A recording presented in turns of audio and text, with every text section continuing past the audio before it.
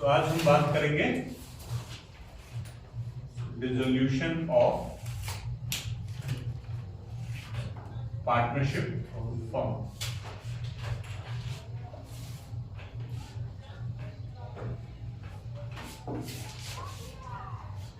या सीधा dissolution of form भी कह सकते हैं। तो अभी तक पार्टनरशिप में हम लोग फंडामेंटल पढ़ चुके हैं, हम लोग change in profit sharing ratio पढ़ चुके हैं, गुडविल, एडमिशन, रिटायरमेंट और डेथ पढ़ चुके हैं। इस सब सिचुएशन में सबसे जो महत्वपूर्ण बात था वो ये था कि इन सब में सिर्फ सिचुएशन बदल रहा था, पार्टनरशिप फॉर्म बंद नहीं हो रहा था। पार्टनरशिप फॉर्म चल रहा था, जैसे कोई नया पार्टनर आया तो सिर्फ बदलाव हुआ, बंद नहीं हो गया फॉर्म। कोई एक पार्टनर चला गया तो सिर्फ बदलाव हुआ, उसमें भी बंद नहीं हो गया। कोई मर गया तो भी फॉर्म बंद नहीं हुआ, पार्टनरशिप फॉर्म चल ही रहा है, ठीक है। लेकिन इस सिचुएशन में डिसोल्यूशन ऑफ पार्टनरशिप फॉर्म का मतलब होता है समापन। क्या होता है? समापन, मतलब बिजनेस बंद हो रहा है।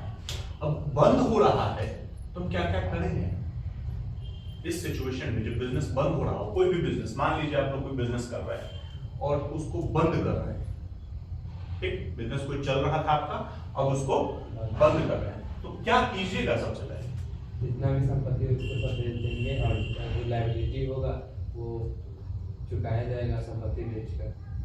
जितना संपत्ति है सबको बेच देंगे और जो लायबिलिटी है उसी पैसा से फिर लायबिलिटी हम चुका देंगे। फिर भी अगर कोई पैसा बचता है तो पार्टनर लेके उसको चला जाएगा, है कि नहीं?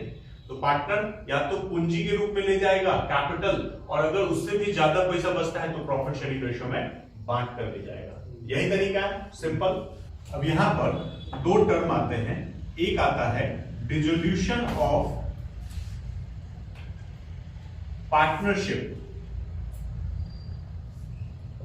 और एक आता है डिसोल्यूशन ऑफ फॉर्म। क्या मतलब हुआ इसका? तो डिसोल्यूशन ऑफ फॉर्म का तो मतलब हो गया सिंपल समापन।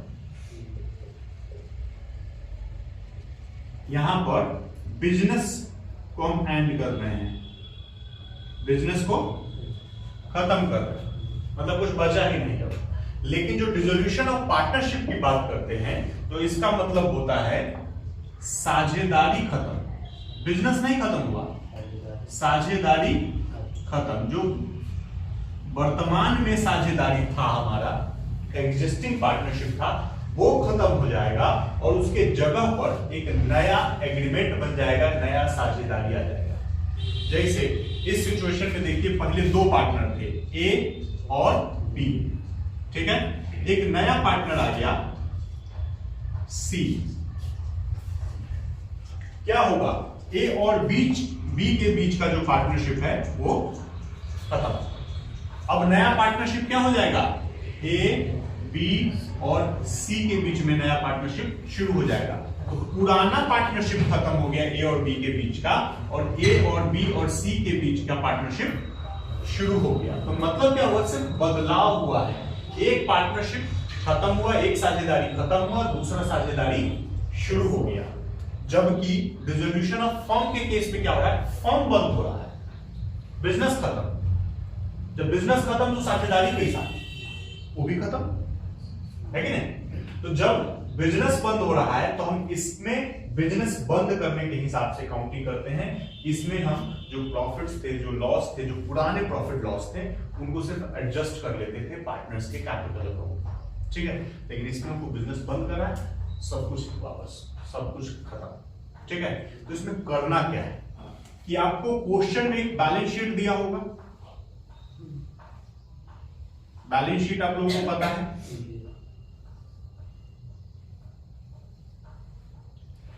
तो बैलेंस शीट दिया रहेगा।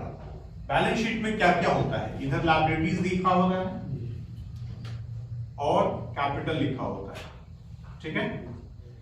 कभी कभी रिजर्व्स और प्रॉफिट एंड लॉस भी लिखे होते हैं, यही है। इस तरफ कैश है, बैंक है, स्टॉक है, अदर एसेट्स हैं, तो बहुत सारे एसेट्स होते हैं वो लिखे होते हैं।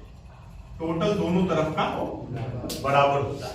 अब करना क्या है इसमें आपको, तो ये जितना भी जो बैलेंस शीट में आइटम है उसको हटा देना है, क्योंकि बिजनेस जब रहा ही नहीं तो बैलेंस शीट में आइटम रख के क्या करेंगे हम?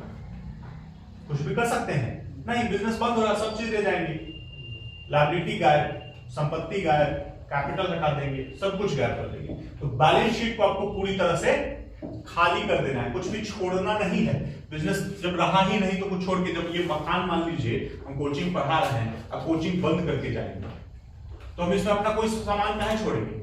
सब कुछ ले जाएंगे, बेंच ले जाएंगे, बोर्ड ले जाएंगे, मार्कर ले जाएंगे, पर्दा ले जाएंगे, सब कुछ ले जाएंगे। जो बिल्डिंग का अपना सामान है सिर्फ उसको छोड़कर सब सामान ले जाएंगे, हाँ या? तो उसी तरह से बिजनेस बंद हो रहा है तो बिजनेस का भी सारा सामान हटा देना है आपको बैलेंस शीट से। इसके लिए क्या करना होता है, तो इसके लिए आपको एक रियलाइजेशन अकाउंट बनता है, ठीक है। उसके बाद पार्टनर्स कैपिटल अकाउंट बनता है और कैश या बैंक अकाउंट बनता है, ठीक है।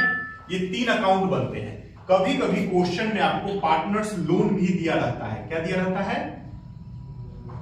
पार्टनर्स का लोन, यानी कि पार्टनर ने जो पैसा फर्म को दे रखा है वो लोन भी रहता है। तब उस सिचुएशन में आपको एक पार्टनर्स लोन अकाउंट भी बनाना पड़ेगा, ठीक है। ये 4 अकाउंट बनते हैं रिजोल्यूशन ऑफ फर्म के टाइम पे, ठीक है। उसमें से सबसे महत्वपूर्ण है ऑब्वियसली आपका रियलाइजेशन अकाउंट, उसी के माध्यम से आप समापन का सारा काम करते हैं। तो इसका हिंदी होता है वसूली खाता, पैसा वसूल कर रहे हैं, ठीक है। पैसा वसूल कर रहे हैं और पैसा भुगतान कर रहे हैं दायित्वों को। तो अब इसमें से सबसे पहले जो लायबिलिटी होगा, क्या होगा? लायबिलिटीज। ये लायबिलिटीज और इधर से जितने भी एसेट्स हैं कैश और बैंक को छोड़कर, कैश और बैंक को छोड़कर जितने भी दूसरे एसेट्स होंगे और जितने भी लायबिलिटी होंगे, तो लायबिलिटी एंड एसेट्स ये चले जाएंगे आपको रियलाइजेशन अकाउंट में। आपको बैलेंस शीट से कहां उठा के ले जाना है? रियलाइजेशन अकाउंट में। कैश और बैंक के लिए एक अलग अकाउंट खुला हुआ है, कैश बैंक अकाउंट, है ना। तो कैश बैंक बैलेंस अगर कुछ भी दिया रहेगा क्वेश्चन में, वो कहां उठ के चला जाएगा? कहां उठ के चला जाएगा? कैश अकाउंट में या बैंक अकाउंट में, ठीक है। उसी तरह जो रिजर्व्स हैं वो कहां चले जाएंगे? पार्टनर्स कैपिटल में। तो रिजर्व हो और कैपिटल का जो बैलेंस होगा वो सब पार्टनर्स कैपिटल अकाउंट में चले जाएंगे। ये भी ट्रांसफर करना है, अभी डिग्री विग्री का बात नहीं चल रहा है, अभी खाली हम बैलेंस शीट खाली कर रहे हैं, सफाया। उसके बाद ये पार्टनर्स लोन दिया हुआ है, इसके लिए एक अलग अकाउंट खुला हुआ है, तो पार्टनर्स लोन जो है वो पार्टनर्स लोन में चला जाएगा।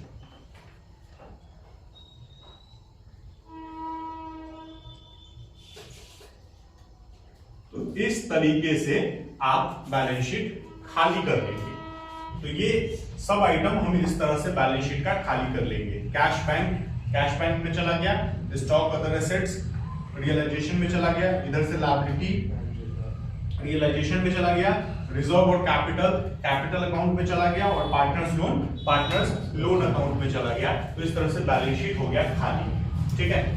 बैलेंस शीट जब खाली कर रहे हैं तो सबसे पहले हमको ये बताइए कि बुक वैल्यू पे ट्रांसफर होगा, यानी कि जो बैलेंस शीट में लिखा होगा उसी पे ट्रांसफर होगा, या जो उसका वास्तविक दाम होगा, उसका मूल्य होगा, उस पे ट्रांसफर होगा?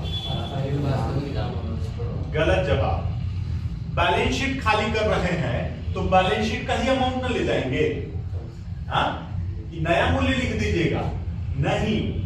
बेचने के टाइम पे या भुगतान करने के टाइम पे, अगर दायित्व का आपको भुगतान करना हो जिस वक्त, उस वक्त वास्तविक मूल्य का उपयोग करेंगे, उस वक्त वास्तविक मूल्य लिखेंगे। उसी तरह जब संपत्ति बेच रहे हैं उस वक्त वास्तविक मूल्य लिखेंगे जितने में बिका हो, ठीक है। अभी तो सिर्फ ट्रांसफर कर रहे हैं, तो पहले ही बताए हैं हम आपको, और सिर्फ ट्रांसफर कर रहे हैं तो उसी मूल्य पे ट्रांसफर करेंगे जिस पर वो बैलेंस शीट में दिख रहा होगा, ठीक है।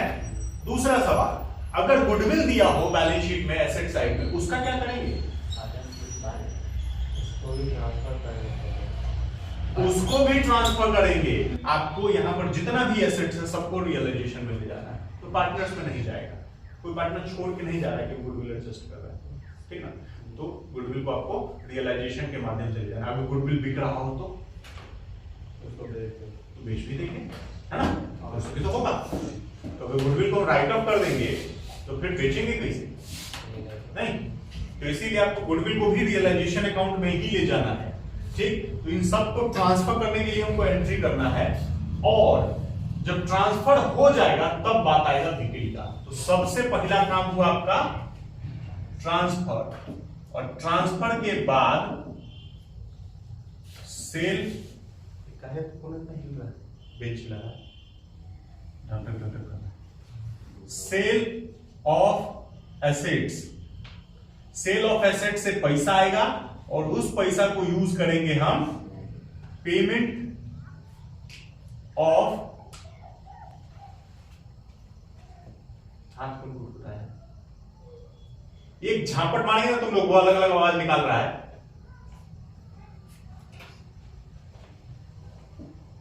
पेमेंट ऑफ लायबिलिटीज, और उसके बाद जब पेमेंट ऑफ लायबिलिटीज हो जाएगा तब हम चुकाएंगे कैपिटल को, ठीक है। तो इस तरह से आपका पूरा प्रोसेस है।